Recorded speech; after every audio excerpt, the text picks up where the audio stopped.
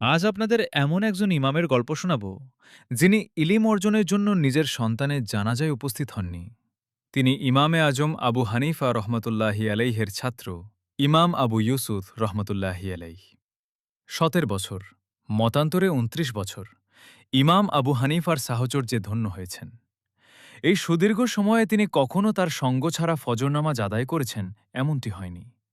ঈদ উল ফিতর বলো বা ঈদুল আজহা, সব সময় তার একই অবস্থা। অসুস্থতা ছাড়া আর কোনো কিছুকে তিনি উস্তায় থেকে দূরে থাকার ব্যাপারে ওয়াজর মনে করেননি। এছাড়া কখনো তার সান্নিধ্য থেকে দূরে থাকেননি।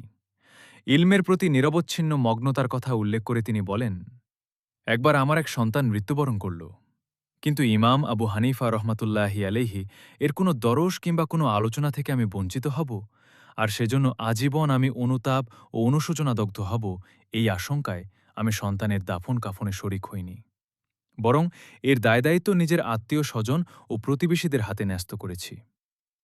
এই ঘটনা থেকে আমরা জানতে পারলাম ইলিম অর্জনে ইমাম আবু ইউসুফ রহমতুল্লাহি আলাইহের আগ্রহ কেমন ছিল। আজকের ভিডিও এখানেই শেষ। আল্লাহ হাফেজ। আমাদের সাথে থাকতে মুফতি মিনহাজুল ইসলাম তালরাবি পেজটি লাইক ও মুফতি মিনহাজ ইউটিউব চ্যানেলটি সাবস্ক্রাইব করুন।